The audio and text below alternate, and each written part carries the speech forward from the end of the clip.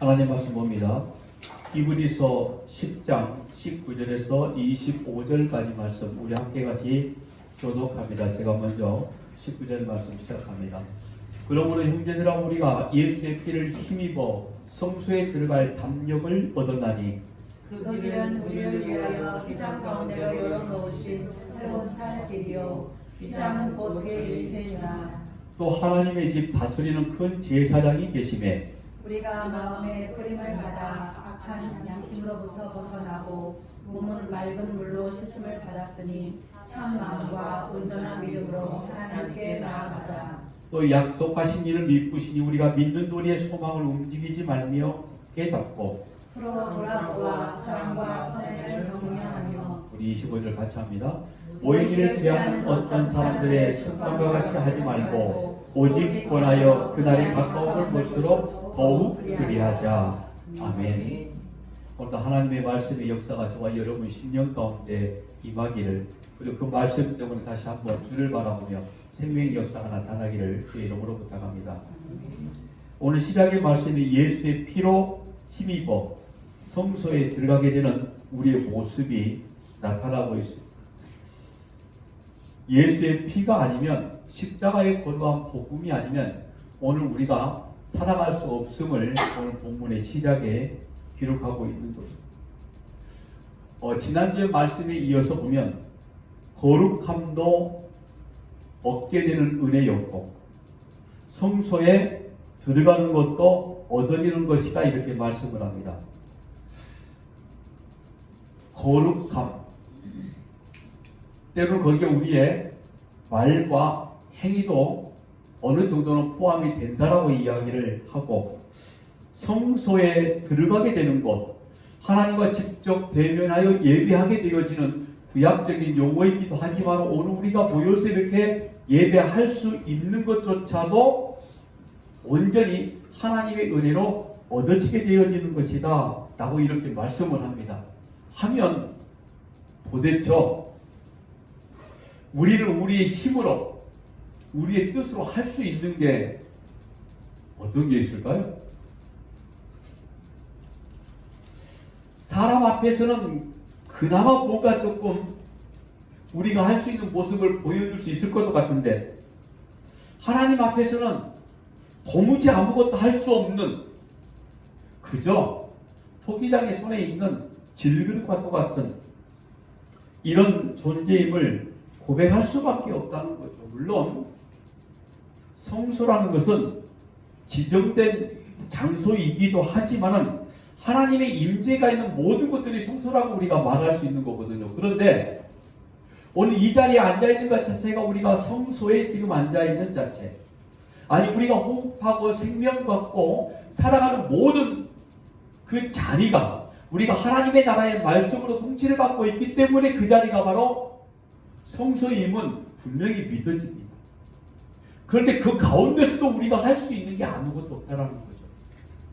그러니까 우리가 하고 있는 모든 공동체, 내가 서 있는 모든 장소가 내가 서 있는 나의 힘으로, 나의 뜻으로 세워진 게 아니라 모두가 다 얻어지는 것이라고 말씀하고 있는 겁니다. 우리의 교회, 우리의 삶의 가정, 일터, 이런 모든 것들이 성소가 되어지는데 거기에서 우리가 일하고 있고 가정을 가지고 있고 우리가 사람을 만날 수 있는 모든 것들이 결국에는 우리 혼자 힘으로 할 수 있는 게 아니라 하나님의 뜻과 계획, 하나님의 전적인 은혜로 얻어지는 것이다라고 이렇게 말씀하고 있다는 겁니다. 여러분, 이걸 반대로 말한다고 그러면은 우리 뜻대로 들어가지 못하고 들어갈 은혜로만 얻어지는 것이라고 그러면은 그게 아니면, 은혜가 아니면 어렵다라는 말이 됩니다. 우리가 쉽게 생활할 수 있는 공동체 안에서 그냥 이렇게 우리가 이루어지고 있고 살 수 있다라고 생각되어지지만 실제로는 하나님의 은혜가 아니면 이런 삶도 우리가 살아내지 못한다는 그런 고백인 거죠. 아니, 어찌 보면은 들어가지도 못하는 거 아닙니까? 그래서 예수님께서 이렇게 말씀하셨던 것 같아요. 좁은 문으로 들어가라. 그런데 그 좁은 문은 곧 예수님 자신을 말씀하면서 내가 이 문이다 라고 말씀하고 있는 거죠. 마태복음 7장 13절에 이렇게 말씀합니다. 좁은 문으로 들어가라. 멸망으로 인도하는 문은 크고 그 길이 넓어 그리로 들어가는 자가 많고.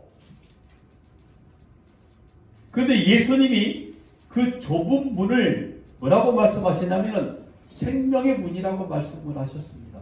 그러니까 생명은 우리가 스스로 만들어낼 수 있는 게 도저히 안 되는 거죠. 오로지 주어지는 것이 생명입니다. 그냥 우리는 아무런 공로 없이 얻어지는 게 생명이거든요. 그래서 그 생명의 문이 바로 예수 그리스도의 문이고 좁은 문이라고 이야기를 하고 있는 겁니다. 그리고 그 좁은 문, 그 생명의 문을 속죄의 문이라고도 말씀하고 있고 또한 양의 문이라고도 말씀하고 있는 겁니다. 그러니까 오늘 우리가 성소에 들어갈 담력을 얻었나니 라고 이렇게 말씀하는 것은 예수 그리스도의 속죄의 문, 예수 그리스도의 몸. 그래서 그 성소의 휘장을 뭐라고 말씀하고 있죠? 예수 그리스도라고 말씀하고 있는 거죠. 마태복음 7장 14절에도 말씀하죠. 생명으로 인도하는 문은 좁고 길이 협착하여 찾는 자가 적습니다. 만약에 우리가 생명의 문을 지성소라고 표현 한번 해본다고 그러면 거기는 딱 한 사람만 들어갈 수 있는 곳이었습니다. 누구죠? 대제사장이었습니다. 1년에 속죄지 제사를 드릴 때 단 한 번밖에 들어가지 못하는 장소 아닙니까?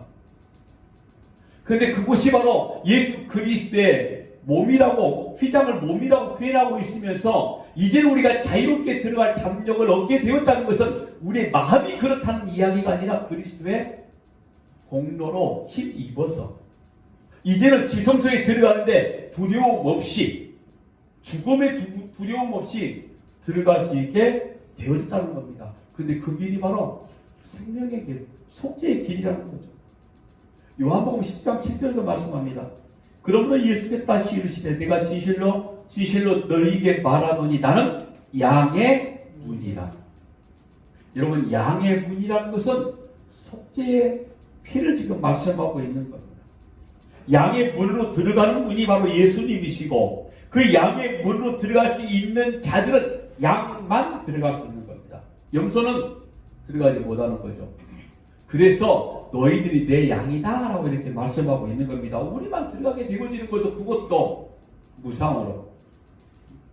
그러니까 오늘 우리가 좁은 문으로 들어가게 되어졌다는 것은 바로 성소에 들어갈 수 있다는 말씀이 되어지는 것이고, 오늘 우리가 서 있는 모든 땅들이 하나님의 나라의 통치권 안에 있기 때문에 모든 것이 성소가 되어져서 우리는 하나님으로부터 부여받은 생명의 역사가 나타나고 있다는 겁니다.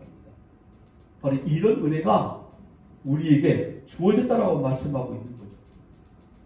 그러면 여러분, 이 좁은 길, 왜 넓은 문이 과연 어떤 문일까? 좁은 길, 좁은 문 외에 넓은 문, 넓은 길이라고 한번 이렇게 표현하면 과연 어떤 것일까? 아마 여러분들이 충분히 아실 거라 생각이 들지만은, 넓은 문은 어쨌든 좁은 문과는 전혀 상관이 없는 문입니다. 점점 더 좁은 문과 멀어지는 거죠. 좁은 문과 멀어지고 있다는 것은 예수 그리스도의 속죄의 구속, 대속하심과 점점 멀어져 가고 있다는 겁니다. 한마디로 말해서 하나님의 뜻과 상관이 없는, 하나님의 뜻과 상관이 없는 넓은 문이라는 것은 율법주의, 신비주의, 기복주의, 자기 뜻대로 생각하는 신앙생활, 이런 모든 것들, 형식, 외식이라고도 표현할 수 있는 거죠. 그러니까 여러분, 이 넓은 문이라는 것은 세상적인 욕심을 부리고 세상에서 복을 받기 위해서 기복적인 이런 모든 것들이 포함이 되지만은 근본적인 이겁니다. 예수 그리스도의 피만을 의지해야 될 우리가 속죄의 피만 의지하지 아니하고 거기에 자기 생각과 자기의 뜻들이 들어가기 시작하더라는 거죠. 어떤 제사의 행위와 자기의 모습이 거기에 포함되기 시작하더라는 겁니다. 율법적인 행위로 자기의 모습을 조금 그럴싸하게 거룩한 자의 모습으로 한번 포장 한번 해보고 싶다라는 이런 모든 것들이 결국에는 넓은 길, 넓은 문이 되어지는 겁니다. 그런데 여러분, 그 넓은 문에 있는 사람들은 세상으로부터 멸시를 받는 게 아니라 도리어 인정을 받기 시작합니다. 넓은 문으로 걸어가기를 원하고 넓은 길로 가기를 원하고 거기에 맞추어서 자기의 생각과 뜻을 바꿔버린 자들은 세상 가운데서 칭찬을 받는다는 거예요. 멸시와 천대를 절대로 받지 않습니다. 왜냐하면 외모에 치중하니까. 예를 들어서 믿음에 치중하는 것이 아니라 사람들 눈에 보이는 것에 치중하다 보니 사람들로부터 인정을 받게 되어지는 거죠. 그 대표적인 인물들이 누굽니까? 바리새인들, 서기관들 아닙니까? 그때 예수님께서 정확히 지적하시죠. 너희는 사람에게 보이려고 하는구나. 너희들의 신앙적인 모든 열매는 하나님 앞에 서 있는 것이 아니라 사람들 앞에 보이려고 서 있는 자들이었구나. 여러분, 그런 의미에서 우리가 얼마나 많은 부분 외모를 취하고자 하는 보여진 믿음의 열심을 부리고 있는지 충분히 우리가 고민해 봐야 되는 겁니다. 그것도 매일매일 순간순간 참 아슬아슬하고 거기에 어떤 신앙의 그 믿음의 척도가 되어진다는 것 자체가 굉장히 어렵기도 하지만은 쉽기도 합니다. 왜냐하면 내가 과연 하고 있는 이런 모든 일들이 사람 앞에 보이고자 하는 것인지 아니면 전적인 하나님 앞에 그리스도의 속죄 앞에 내가 세워지고 있는 것인지 다른 사람은 몰라도 본인은 알고 있는 내용인 거죠. 그러니까 그 넓은 문의 사람들이 다른 사람들에게 인정받는 어떤 행위 그런 것들을 붙들고 의지하고 있는 어떤 행위 이게 전부 다 넓은 문이 되어지는 거거든요. 그러니까 세상 사람들은 그것 때문에 인정을 받고 시작하니까 다 그 길로 걸어가기를 원해요. 그런데 놀랍게도 교회 안에 있는 사람들조차도 예수 그리스도로 부여받는 선물로 받은 믿음을 가진 자들도 사람들에게 그렇게 보여지기를 원한다는 겁니다. 그럴싸한 모습으로 인정받는 모습으로 참 신앙인처럼 살아가고 있구나 라고 인정을 받기를 원한다는 거죠. 그런데 여러분 신앙인처럼 살아간다 라고 인정을 받는 것은 사실은 멸시와 천대였습니다. 예수 그리스도의 3년의 공생의 삶이 그러셨잖아요. 성경에 기록된 수많은 믿음의 선배들의 삶들이 그랬잖아요. 그들이 이 땅에서 어떤 행위적인 열매로 칭찬을 받고 인정을 받았던 게 아니라 그들의 입에서 선포되는 하나님의 말씀 때문에 십자가의 구속의 은혜를 말하는 것 때문에 자기 존재를 점점점 가려지고 점점점 넓은 문이 아닌 반대로 좁은 문으로 들어가는 그런 행위 때문에 사람들로부터 멸시와 천대를 받았던 건 여러분 성경을 통해서 우리가 충분히 알 수 있는 거잖아요. 그럼에도 불구하고 우리가 어떤 행위로 사람들에게 인정을 받고자 한다 그러면 우리는 점점 넓은 길로 가고 있다는 겁니다. 마치 하나님을 떠난 자들이 세상으로 향하는 동쪽으로 점점점 가고 있는 모습처럼 우리의 모습이 그리하다 이 말인 겁니다. 여러분들 근데 그 큰 문을 지금 뭐라고 말씀하고 있는지 아십니까? 요한복음 10장 1절 말씀 보니까 내가 진실로 진실로 너희에게 이르노니 문을 통하여 양의 우리에 들어가지 아니하고 다른 데로 넘어가는 자는 절도며 강도다. 양의 문을 통과하지 아니하고 우리에 들어가지 않는 것은 절도며 강도라고 말합니다. 잘 들어보세요. 양의 문으로 통과한 양은 속죄였습니다. 양의 문으로 통과해야 제물이 되어졌습니다. 그래야만 피를 흘리고 속죄 제물이 되어진 거죠. 먼저 예수 그리스도가 그리하셨고 구약적인 내용으로 이야기를 한다 하면 오늘 우리가 속죄 제물이 돼야 되는 거거든요. 그런데 양의 문으로 들어가지 않은 자들은 뭐라고 말하죠? 절도, 그럴싸한 말, 간단히 말하면 도둑놈이라는 말이 아닙니까? 도둑놈, 강도라는 뭐예요? 도둑놈, 강도, 무슨 말입니까? 빼앗는 자라는 말이죠. 하나님의 속죄의 의미를 희석하게 만들어버리고 십자가의 구속의 은혜를 점점 더 세상적인 욕심과 다들 신비나 기복으로 신율법주의로 바꾸어 버리는 것 사탄의 역사 아닙니까? 그러니까 좀 좁은 문이라는 것은 오직 성소에 들어갈 담력을 얻게 되어졌다는 것은 예수만 의지하고 오로지 예수만 바라보게 되는 말씀을 지금 이야기를 하고 있는 겁니다. 외모를 취하지 않는 겁니다. 성소에 들어가고 있는 자. 외모를 바라보는 행위적인 열매로 나타나는 게 아니라 오직 예수만 바라본다는 거죠. 그러니까 그게 힘든 거죠. 왜요? 믿음이 없는 사람들은 절대로 그 길을 감사함으로 들어갈 수 있는 길이 아니거든요. 하나님으로부터 부여받은 그냥 선물로 얻어진 믿음이 아니고서는 좁은 길로 절대로 아무나 들어갈 수 없는 길이라는 겁니다. 오직 예수 그리스도의 속죄의 구속을 받은 자만이 들어갈 수 있는 좁은 길. 그래서 여러분 마태복음 24장에 보니까 마지막 때에 거짓 선지자가 불같이 일어난다고 말씀하고 있는 거예요. 그리고 거짓 선자들이 미혹한다라고 이야기를 합니다. 마태복음 24장 11절 말씀입니다.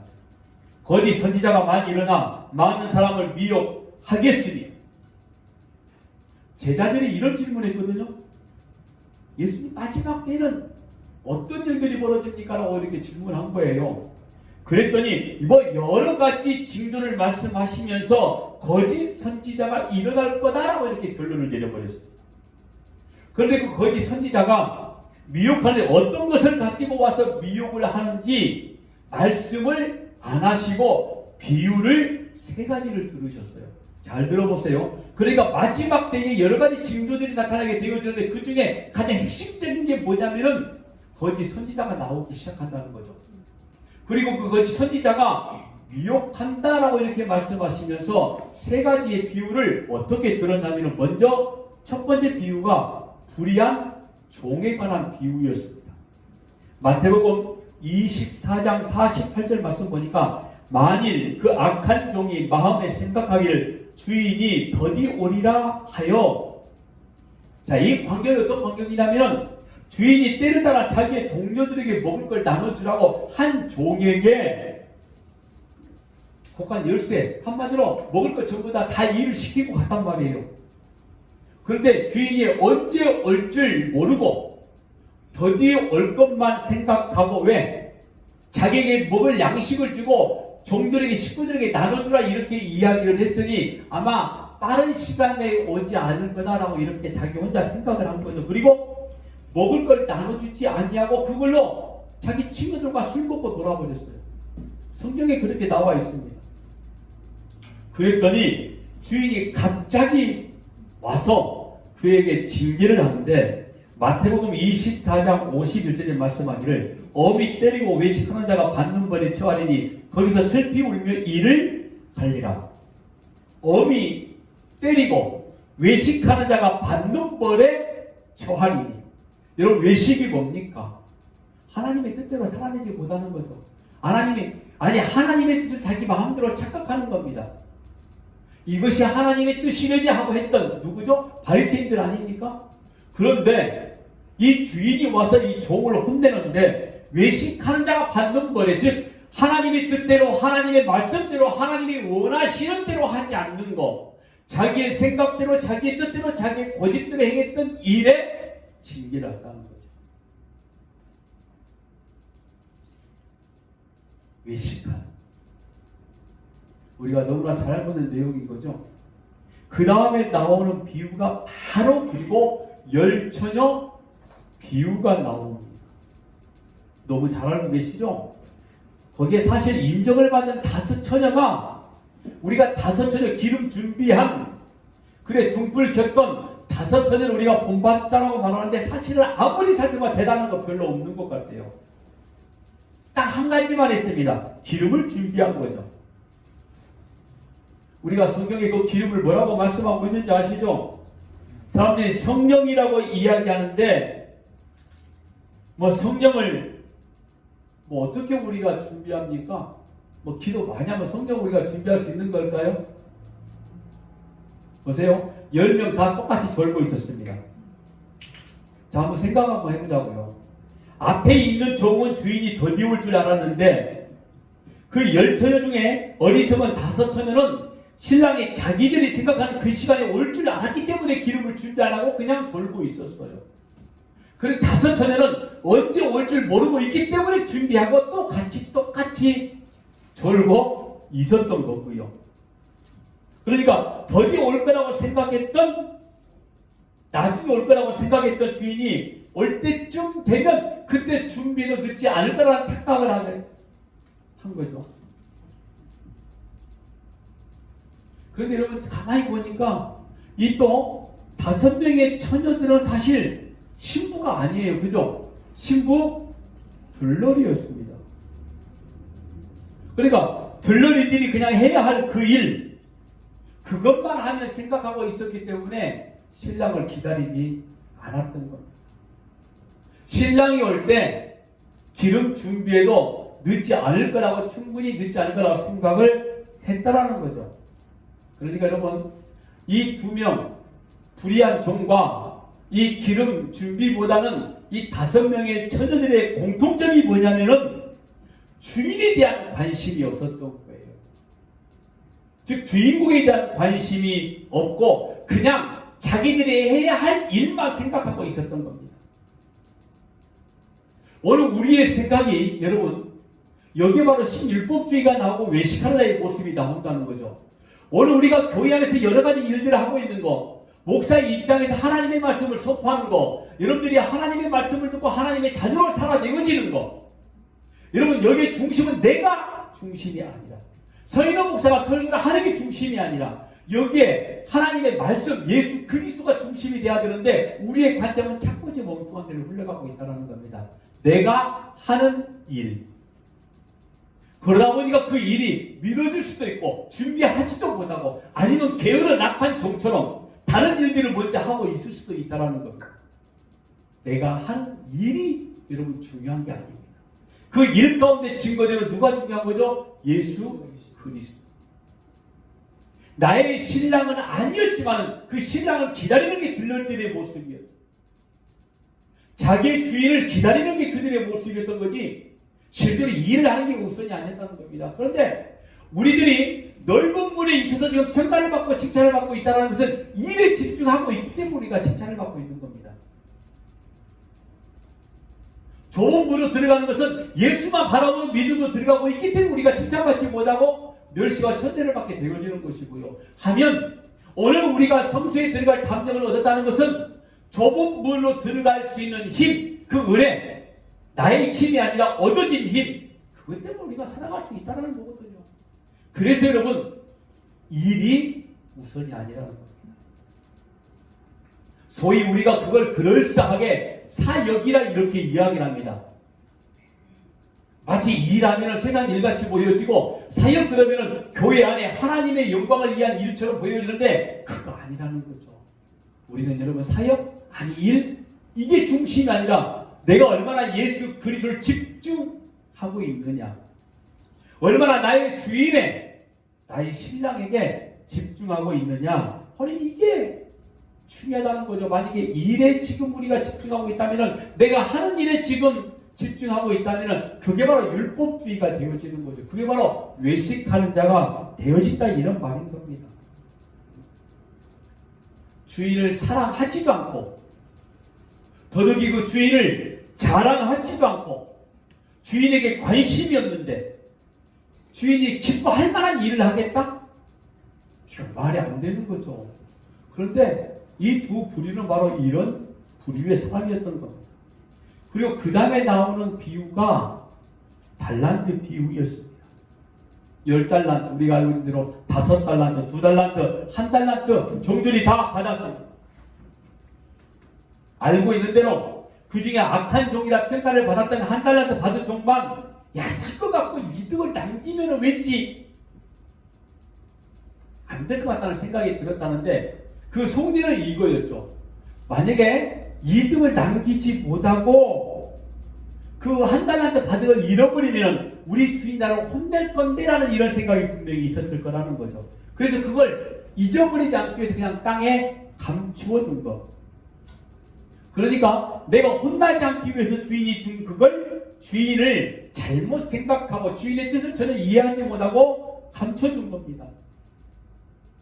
그런데 그 성경에 보면 주인이 종들에게 달란트를 나눠주면서 이득을 남기라고 말했습니까? 먼저 이득을 남기라고 말하지 않았습니다. 그냥 주고 갔어요. 그냥.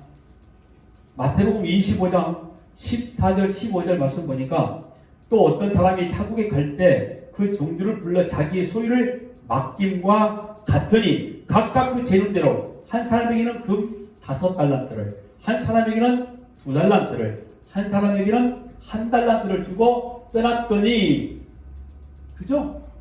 말씀 보니까 남기라고 말씀하지 않았습니다. 장사해라고 더더욱이 말씀하지 않았습니다. 그 돈으로 무언가 해라고 말씀하고 있지 않다 이 말인 거죠. 그런데 이 사람들이 장사를 했어요. 장사를 한다는 것은 잃을 수도 있고 더 많은 것을 얻어낼 수도 있는 거죠. 근데 장사를 했다는 것은 나머지 그 종들이 그 주인의 그 은혜에 자기를 전부 다 맡겼다는 거였어요. 이거 아닙니까? 주인이 이걸 잃어버린다 하더라도 자기에게 이미 금 5달란트를 맡겨 주었기 때문에 그 잃어버린 것 때문에 자기를 해코지 한 것이라는 생각을 전혀 안 한 겁니다. 왜요? 이미 금 5달란트 그 자체를 받은 순간 그 종은 깜짝 놀랍니다. 아니, 내가 이거 받을 만한 가치가 없는데 세상에 이 많은 걸 나한테 줘? 그냥 준 거잖아요. 무상으로. 너무 놀라운 거죠. 너무 감격스러운 겁니다. 그때 하는 일이 바로 무언가라도 하고 싶은 겁니다.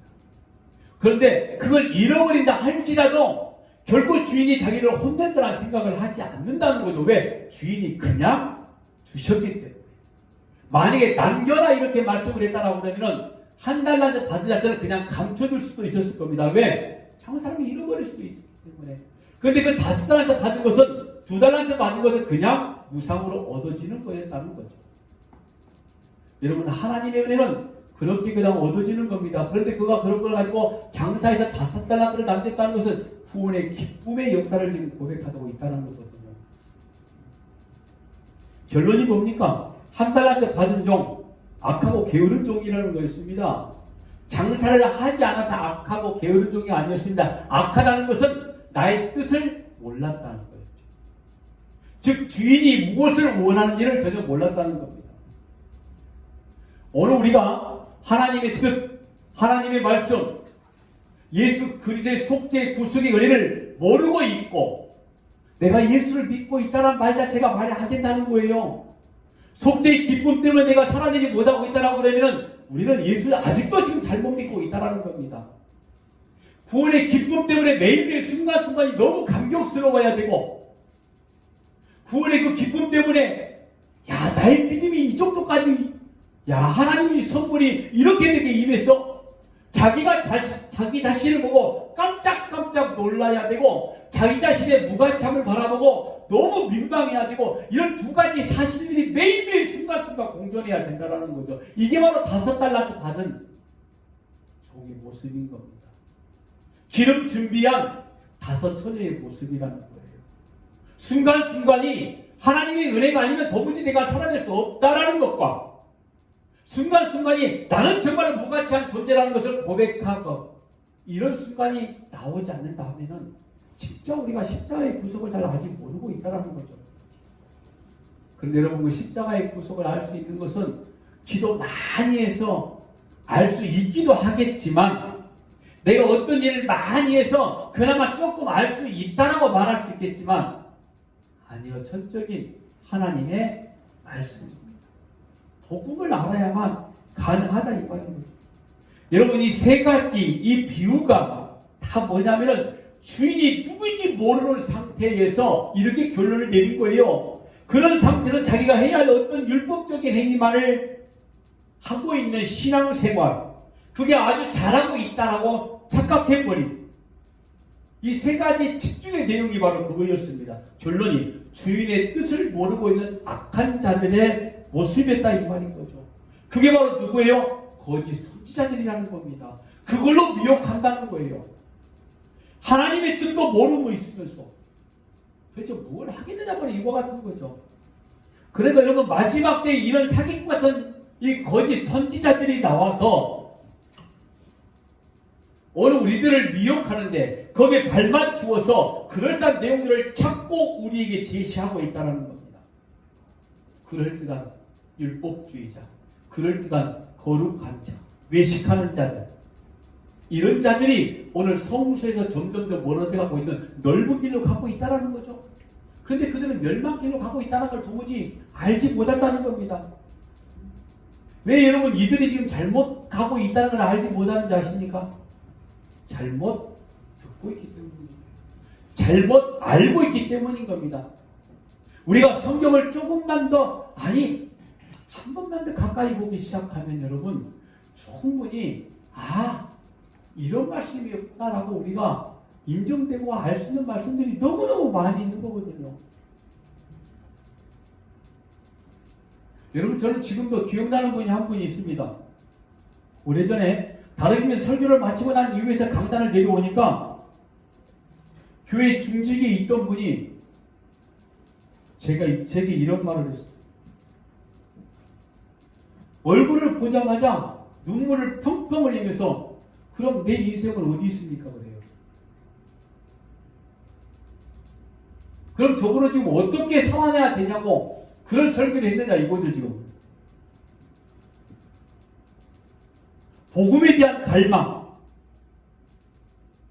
심하게 갈등하고 내가 어떻게 하나님의 말씀까지 살아낼 수 있을까?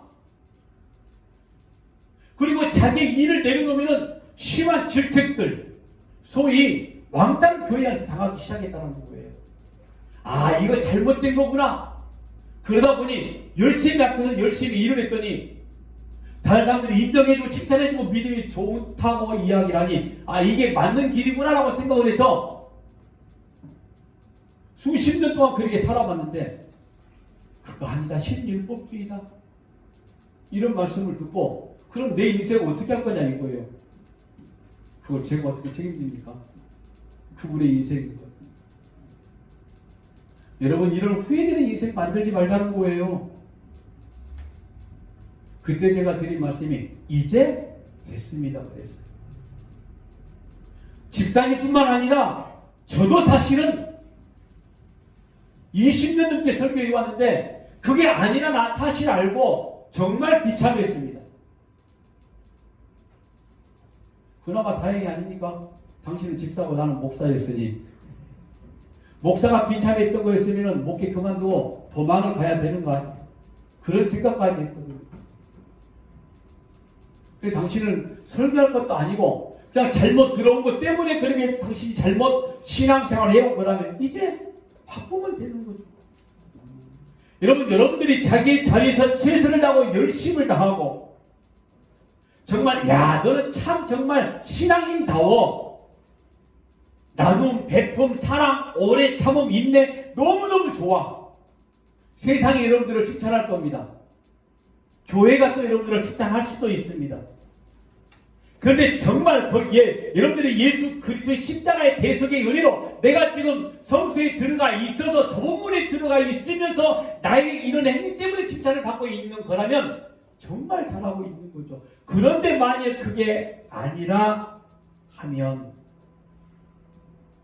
여러분들은 넓은 길로 가고 있는 겁니다. 반대로 여러분들이 삶 속에서 왜 이렇게 예수 믿는 사람 저렇게 옹졸해? 왜 이렇게 고집스러워? 아니 왜 자기만 잘났어? 이런 이야기 들으면 여러분들이 좋은 길 가고 있는 거예요. 지금 잘 가고 있는 겁니다. 저만 잘났다고 떠들어. 너희 숨교에만 복음이 선포되니? 우리 교회도 복음 선포돼. 그럴 수 있습니다. 저는 우리 교회만 복음이 선포된다는 말 절대로 하지 않습니다. 그런데 여러분들이 그런 핍박, 그런 판단을 받게 되고 있다고 그러면은 결코 지금 잘못 가고 있지 않다는 말씀을 드리는 겁니다. 우리가 정말 예수님의 은혜에 집중하고 나의 삶을 통해서 예수 그리스도가 높아지는 그런 삶을 살게 되면은 내가 죽었다는 죽은 존재라는 것을 날마다 우리가 고백할 수 있고 오직 말씀, 오직 예수가 높아지는 삶을 살게 되어진다 하면 그런 소리 들을 수 있고 싫다 받을 수 있고 그런 삶들을 우리가 살아내야 된다 이 말인 겁니다. 분명히 여러분들도 여러분들의 각자의 자리에서 아주 무교쌈을 당할 때가 있을 겁니다. 뭐 솔직히 표현하면 저는 지금도 신앙생활 제가 하고 있는 목회 아직도 갈등할 때가 가끔 있습니다. 왜냐하면 그냥이만 말씀을 듣고 있는 자가 아니라 말씀을 선포하는 자로 소위 양들이라는 서인호 목사가 목자는 아니지만 그렇게 표현하고 있다라고 그러면은 여러분들에게 정확한 말씀의 꿀을 먹여야 되는데 그렇게 하지 못했을 때에 그리고 이 목회적인 관점에서 어떻게 하면은 좀 더 많은 사람들이 교회가 어떻게 운영되어질까 이런 목회적 관점에 딱 들어가기 시작하면서 또 갈등이 시작되어지는 거예요. 어떻게 해야 될까? 무슨 말인지 아세요? 어떻게 해야 될까? 어떤 방법을 자꾸 내가 생각하기 시작하는 거죠. 아마도 그래서 한 7, 8년 전에 어떤 집사님이 목사님 목회 안 하셔야 된다니까 이런 말을 했는지도 몰라요. 그런 갈등 하지 않으려면 목회를 안 해야 됩니다.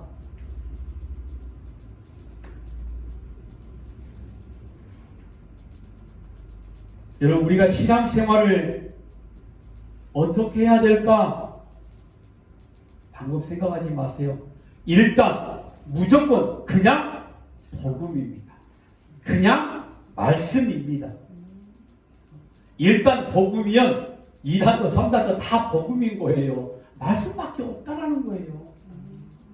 오로지 진리 가운데 내가 거하고 있어야 포장된 진리 말고요. 그럴싸한 외식한 복음 말고요. 진짜 십자가의 복음. 늘 내려놓는다는 것은요. 사도 바울이 고백하고 내가 날마다 죽노라 그랬을 때 뭐라고 그랬죠? 사도 바울은 자기가 매일 지금 살아나고 있다는 거예요. 내가 매일 무언가 내려놓고 있다는 것은 무언가 계속 지금 내가 살아나고 있다는 반증 아닙니까?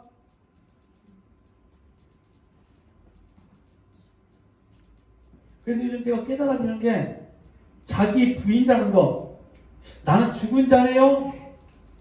이걸 조금 아는 거지 조금씩 죽어가는 것도 아닌 것 같아요. 은근히 여러분들에게만 우리 교인들이니까 고백하면 그럴 때 순간순간 비참할 게 있습니다.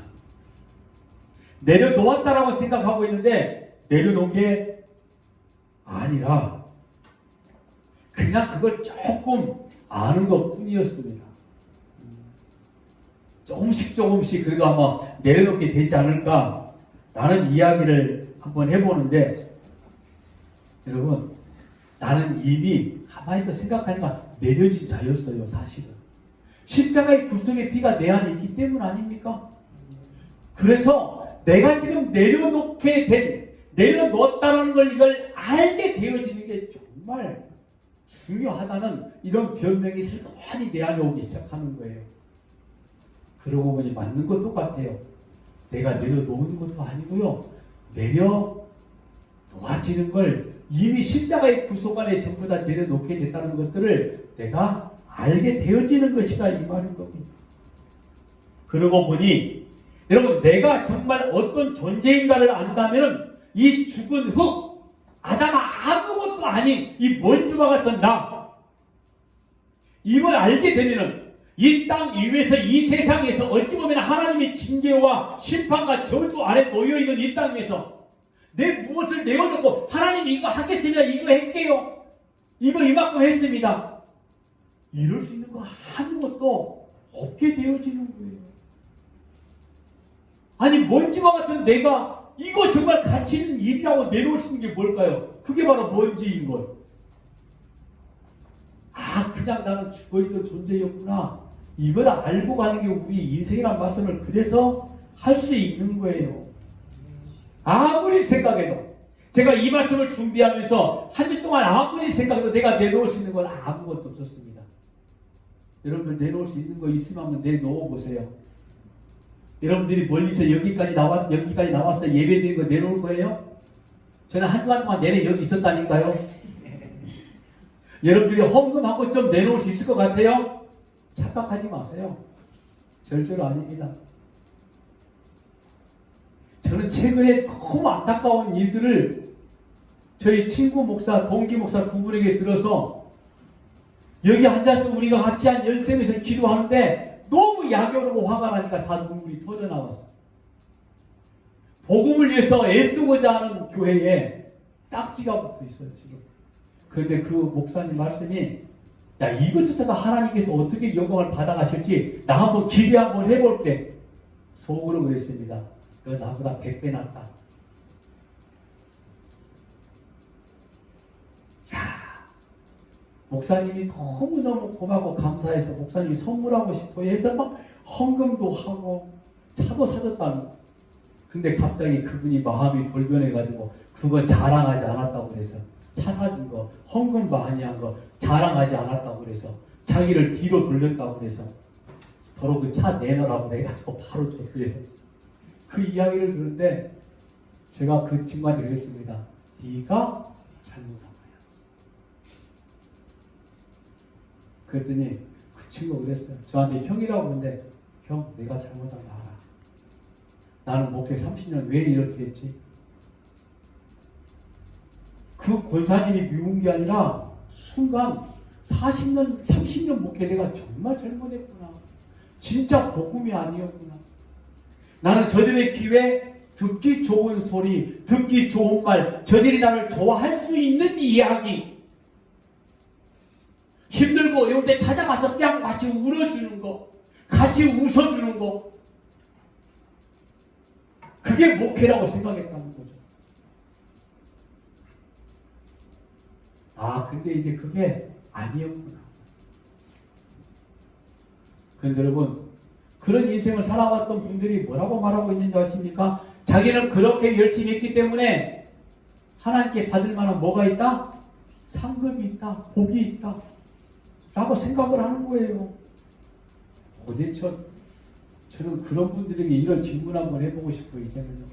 어떤 삶을 얼마나 잘 살았길래 이 심판과 징계와 저주하는 땅 위에 살아내고 있는 먼지와 같은 이 존재들이 어떤 상급을 이야기하고 있는지 정말 궁금해졌어요. 오늘 말씀 이렇게 하잖아요. 우리가 믿는 도리의 소망을 움직이지 말며 굳게 잡고 서로 사랑하라. 23절, 24절에 말씀하잖아요. 오직 믿는 도리의 소망을 붙잡아라는 겁니다. 너희들이 하고 있는 행위를 바라보지 말라는 겁니다. 너희들이 하고 있는 생각조차 아예 포기해라. 이렇게 지금 말씀하고 있는 겁니다. 그리고 말씀하기를 서로 돌아보아 사랑과 선행을 격려하라.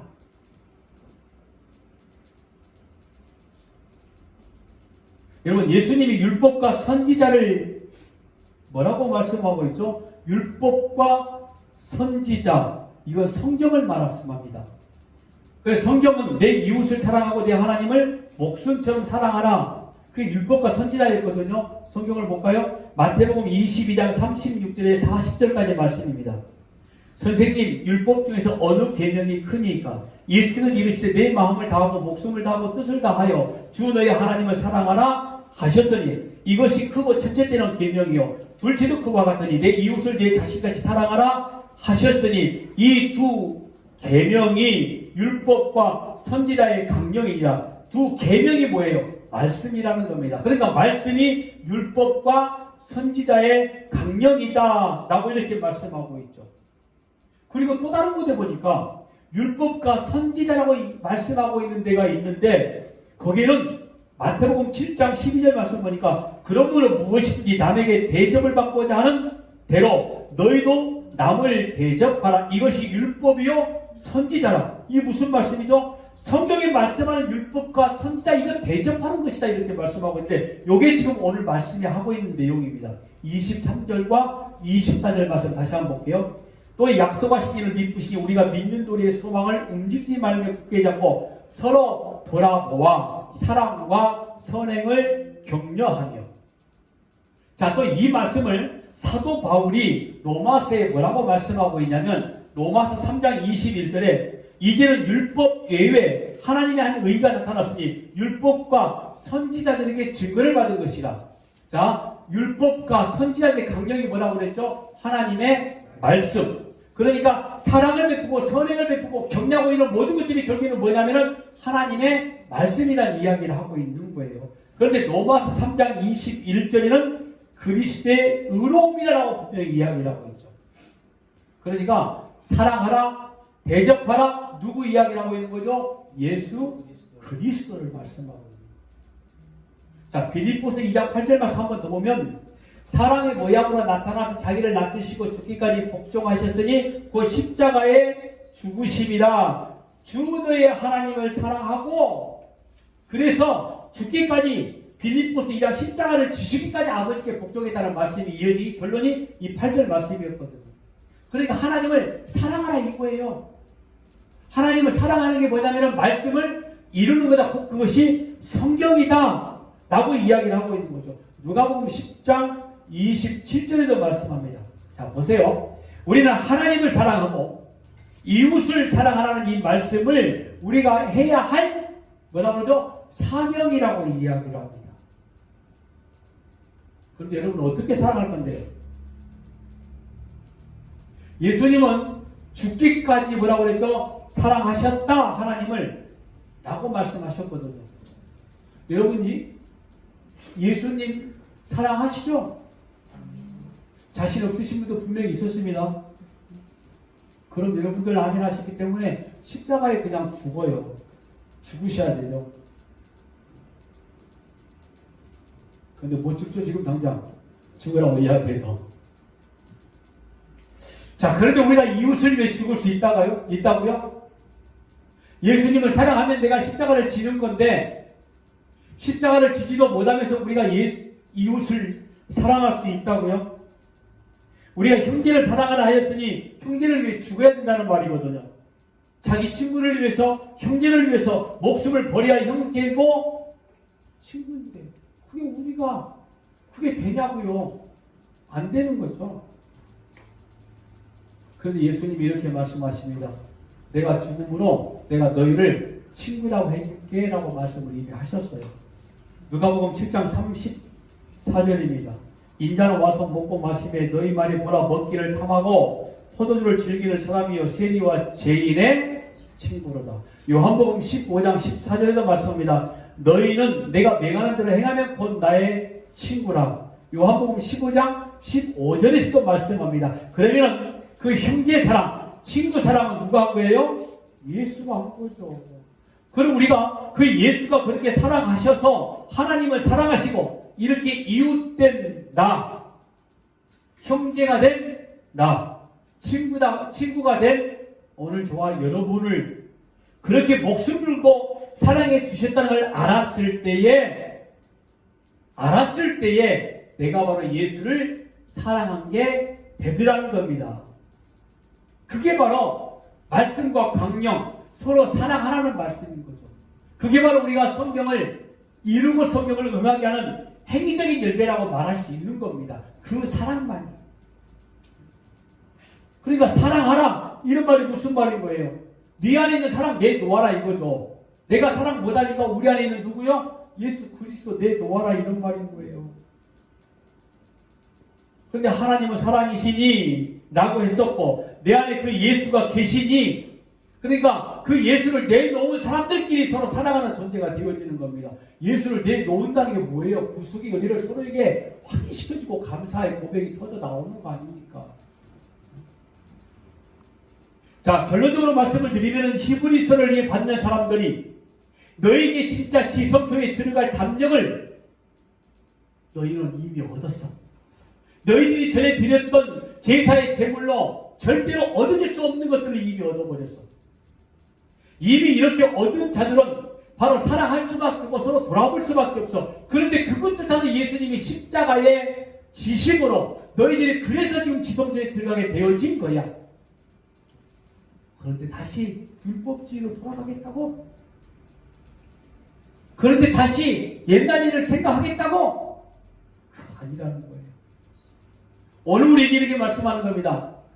과연 너희들이 하고 있는 일이 그 일이 과연 나의 일일까? 너희 존재를 보여주고 하고자 하는 일들이 아니냐?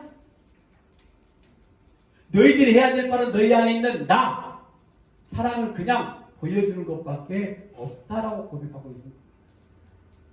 오늘도 저와 여러분 안에 있는 십자가의 구속, 온전히 예수 그리스도, 그분만 보여줄 수 있는 진짜 십자가의 구속을 어둠으로 온전하게 된 우리가 그것만 전해주는 저와 여러분, 우리 순교회가 되어지길 주의 이름으로